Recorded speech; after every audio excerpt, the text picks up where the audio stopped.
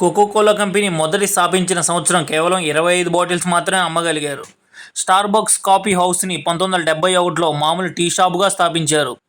Gucci అనే దాన్ని 1921లో fashion హౌస్గా, luxury ఫ్యాషన్గా స్థాపించారు.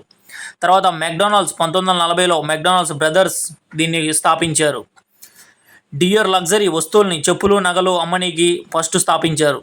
సుప్రీం ఇండస్ట్రీస్ ప్లాస్టిక్ ప్రాసెసింగ్ కంపెనీగా 1942లో స్థాపించారు. హెల్మెట్ లాంగ్ 1986లో ఫ్యాషన్ బ్రాండ్ అంబాసిడర్గా ఆసియా లగ్జరీ కంపెనీ స్థాపించారు. ర్యాపిడోని first of all 25 investors reject చేశారు. ఇప్పుడు 9,200 కోట్లకు అధిపతి. అలాగే థామస్ అల్వా ఎడిసన్ గారు ట్రైన్లో ఒక పేపర్ బాయ్గా స్టార్ట్ అయిన తన జీవితం బల్బు కనిపెట్టడంతో వేరే స్థాయికి వెళ్ళిపోయింది. మొదటి స్థాపించినప్పుడు ఎవరూ ఉండరు నీతోటి నమ్మకంతో మొదటి అడుగు నువ్వు వేసి చూడు. ఈ యూనివర్స్ మొత్తం కలిపి నీకోసం 99 అడుగులు వేయడానికి సిద్ధంగా ఉంది. మొదట ఏదైనా సాధించాలన్న ఒక సంకల్పం నీలో ఉండాలి.